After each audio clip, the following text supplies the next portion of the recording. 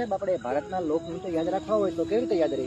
જો ભારતના લોકનૃત્ય છે ને ઈ એક હારે ન યાદ રહે, એને અલગ અલગ રાજ્યની અંદર કહેવાય કે વેચીને ભણવા પડે. કેવી રીતના? તો કે આજે આપણે 5 રાજ્યના લોકનૃત્યો ભણીએ. આપણે મહારાષ્ટ્રની અંદર આવીએ તો મહારાષ્ટ્રની અંદર અગત્યના 2 નૃત્યો, લાવણી અને કૌલી. લાવણી એટલે લાવણીયતા, મતલબ થાય સુંદરતા. અને કૌલીની વાત કરીએ તો કૌલી છે એ માછીમાર સમુદાય દ્વારા થાય. થોડાક દક્ષિણમાં આવો એટલે આપણને જોવા મળે ગોવા રાજ્ય, જ્યાં જોવા મળતું અગત્યનું નૃત્ય એટલે કે જાગોરો. આ જાગોર હિન્દુ અને ઈસાઈ ધર્મ સાથે સંબંધિત છે.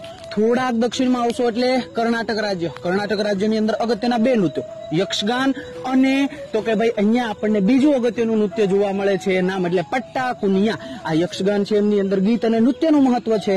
જ્યારે આપણે પટ્ટા કુનિયાની અંદર વાત કરીએ તો મૈસૂર ક્ષેત્રનું અગત્યનું નૃત્ય છે. થોડાક દક્ષિણમાં આવશો એટલે કેરળ. આ કેરળની અંદર જોવા મળતું અગત્યનું નૃત્ય એટલે કે કેવું? તો કે ભાઈ ત્યાં આપણને મૈલટમ અને સાથે સાથે પદિયાની 2 નૃત્ય જોવા મળે. મૈલટમ એટલે કે ભગવાન સુબ્રમણ્યમને સમર્પિત છે, જ્યારે પદિયાનીની વાત કરીએ તો આ પદિયાની જે છે એ માર્શલ આર્ટ સંબંધિત છે.